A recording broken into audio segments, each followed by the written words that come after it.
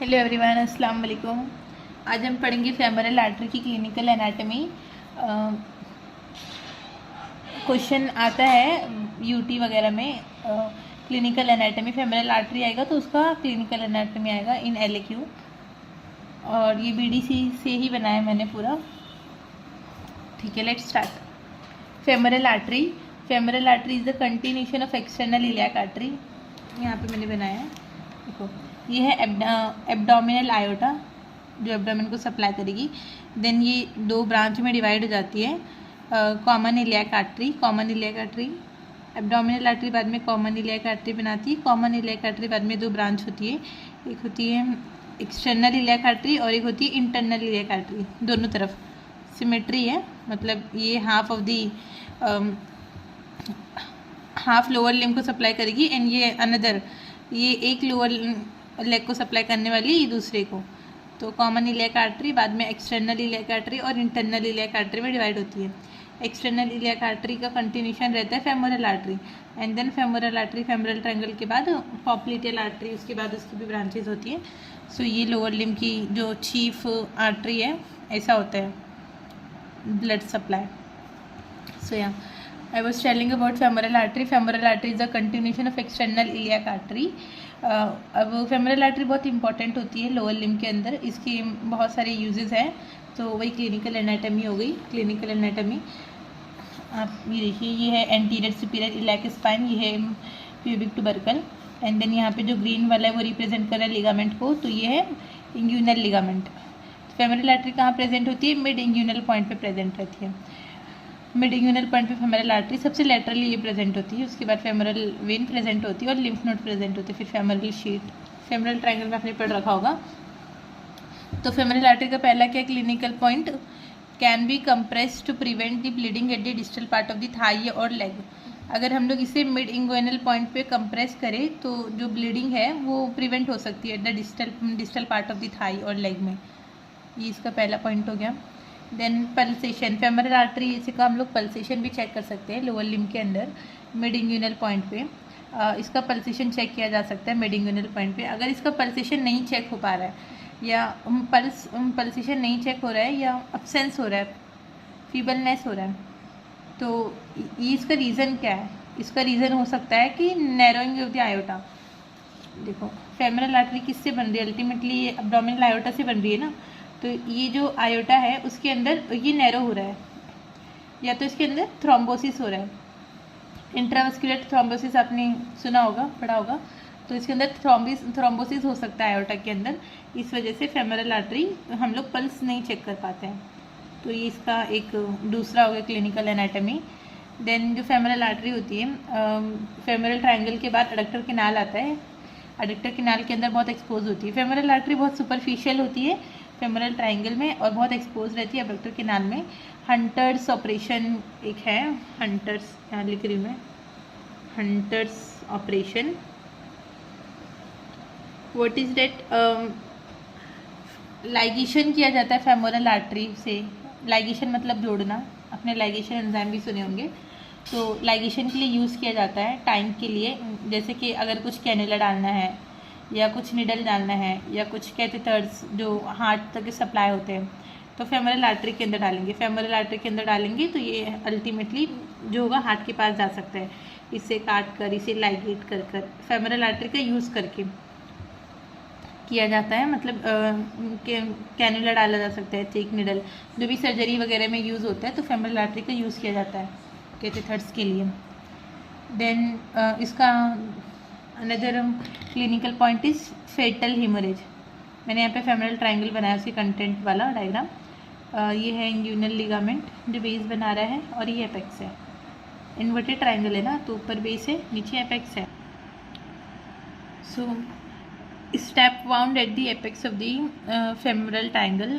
जो एपेक्स होता है उस पर क्या क्या प्रेजेंट रहता है? जैसे कि ये देखो, ये है फेमोरल आर्टरी, ये है प्रोफंडा फेमोरिस आर्टरी, ये है फेमोरल वेन, ये है प्रोफंडा फेमोरिस वेन। तो ये जो पार्ट होता है ना वो क्या होता है? एपेक्स पे प्रेजेंट है। तो अगर कुछ भी वुंड वगैरह यहाँ पे लगी तो बहुत ज़्यादा हीमोरेज हो सकता है, ब्लड लॉस हो सकता है। और ज़्यादा ब्लड लॉस, मतलब ये जो है चीफ आर्टरी ना लोअर लिम्ब की, तो ये सारे लोअर लिम्ब के मसल्स वगैरह को सप्लाई कर रही, इसकी ही ब्रांच बनती है प्रोफंडा फेमोरिस आर्टरी, और भी बहुत सारे मस्कुलर ब्रांचेज रहते हैं। तो उसकी वजह से अगर यहाँ पे कुछ वॉन्ड वगैरह हो जाएगा तो वेन में भी प्रॉब्लम है और आर्टरी में भी, और ये ऐसे एज अ कंटिन्यूशन पहले फेमोरल आर्टरी, फिर profunda femoris artery, femoral when, profunda femoris when, femoral artery, femoral when, profunda femoris artery, profunda femoris when, ऐसे ये चारों प्रेजेंट है। तो इसमें प्रॉब्लम हो जाएगी तो हीमोरेज हो सकता है, fatal haemorrhage. Then embalming, then embalming मतलब क्या होता है, ये प्रोसेस होता है जिसके थ्रू जो डेड बॉडी है उसको हम लोग प्रिजर्व करते हैं। जैसे कि डाइसेक्शन के लिए एम्बाल्मिंग का यूज़ किया जाता है ना, एम्बाल्मिंग फ्लूइड वगैरह डाला जाता है, तो इसी भी बॉडी के अंदर डाल सकते हैं थ्रू दी फेमोरल आर्टरी। उसका लाइगेशन मैंने बताया ना, लाइगेशन कर सकते हैं, टाइंग कर सकते हैं कैनुला डालने के लिए, थिक निडल के लिए। इसी तरह बॉडी को प्रिजर्व करने के लिए एम्बाल्मिंग प्रोसेस भी फेमोरल आर्टरी के थ्रू किया जाता है। तो ये इसके कुछ 5 क्लिनिकल एनाटॉमी के पॉइंट है। देन उसके बाद यहाँ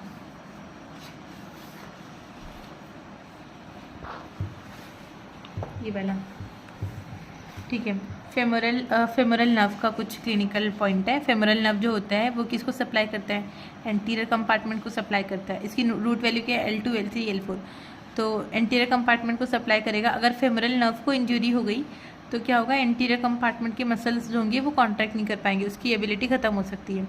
और फेमोरल नर्व जो है उसका आपने कोर्स वगैरह पढ़ रखा होगा, डिवीजन, तो ये बाद में क्या रहती है, सिफेनस नर्व देती है ना, लॉन्ग सिफेनस नर्व, सबसे लॉन्गेस्ट नर्व है क्यूटेनियस नर्व। तो सिफेनस नर्व क्या करती है, सेंसेशन के लिए रहती है in the anterior of the leg, ये वाला। तो अगर फेमोरल नर्व को इंजरी हुई तो anterior of the thigh and the anterior of the leg till the ball of the toe, ये यहाँ पे क्या होगा, सेंसरी लॉस हो सकता है, ठीक है। Then injury to lateral cutaneous nerve, मैंने यहाँ पे डायग्राम बनाया येलो येलो, यहाँ पे थोड़ा जूम कर देती हूँ, हाँ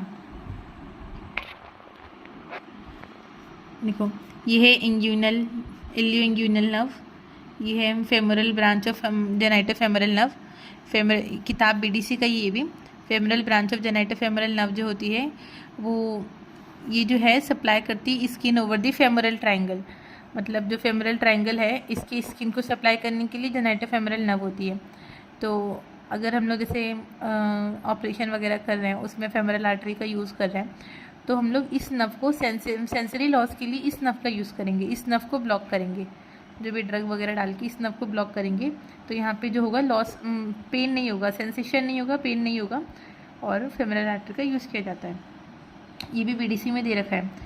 देन जो लास्ट में होती है सबसे लेटरल क्यूटेनियस नर्व, जो मिडिल प्रेजेंट है मिडिल क्यूटेनियस नर्व, इन दोनों के बीच में इंटरमीडिएट क्यूटेनियस नर्व, यहाँ पे पटेला प्रेजेंट होता है तो पटेला के नीचे इंफ्रा पटेलर नर्व, और फेमोरल नर्व बाद में saphenous nerve, long saphenous nerve जो लेग को सप्लाई करती है। एंड देन यहाँ पे lateral cutaneous nerve of calf, ये मैंने ऐसे ही पूरा cutaneous nerve of the leg thigh बनाया है बीडीसी से देख के।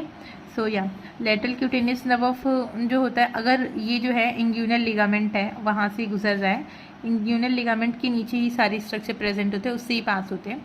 तो अगर यहाँ पे ये क्या हो गया, मतलब फंस गया या कुछ तो बढ़ता है इसमें, हाँ लेटरल क्यूटेनियस नर्व जो है वो क्या होगी, इंग्यूनल लिगामेंट में फंस जाती है, इंटेंगल हो जाती है। तो ये जो है ये भी क्यूटेनियस नर्व है, तो skin over the lateral part of thigh को सप्लाई कर रहा है। तो यहाँ से क्या होगा, पेन होगा उसकी वजह से, हाँ तो पेन होगा lateral side of the leg में, बस इतना ही था इसका लेटरल क्यूटेनियस नर्व का। एंड देन क्या है, positive sign of Narath, what is positive vascular sign of Narath. Femoral artery जो होती है वो सुपरफिशियल होती है इन द फेमोरल ट्रायंगल, और इसे हम लोग पाल्पेट कर सकते हैं। अगर वो पाल्पेट नहीं हुई at the mid inguinal point, तो उसका एक रीज़न तो वो भी था कि आयोटा जो है वो नैरो हो रहा है, वहाँ पे थ्रोम्बोसिस हो रहा है, और एक रीज़न ये है कि यहाँ पे डिसलोकेशन हो रहा है हिप का, हिप जॉइंट जो है डिसलोकेशन हो रही है, हिप जो फीमर का हेड है वो अपनी पोजीशन से थोड़ा डिसलोकेट हो गया है। तो इस वजह से फेमोरल आर्टरी उस पोजीशन पे नहीं है, मिड इंग्यूनल पॉइंट पे नहीं है, तो इसलिए हम लोग मिड इंग्यूनल पॉइंट पे पाल्पेट इसे नहीं कर सकते। तो फेमोरल आर्टरी अगर पाल्पेट नहीं हो पा रही है तो इससे हम क्या कहते हैं, पॉजिटिव वस्कुलर साइन ऑफ नेरेथ।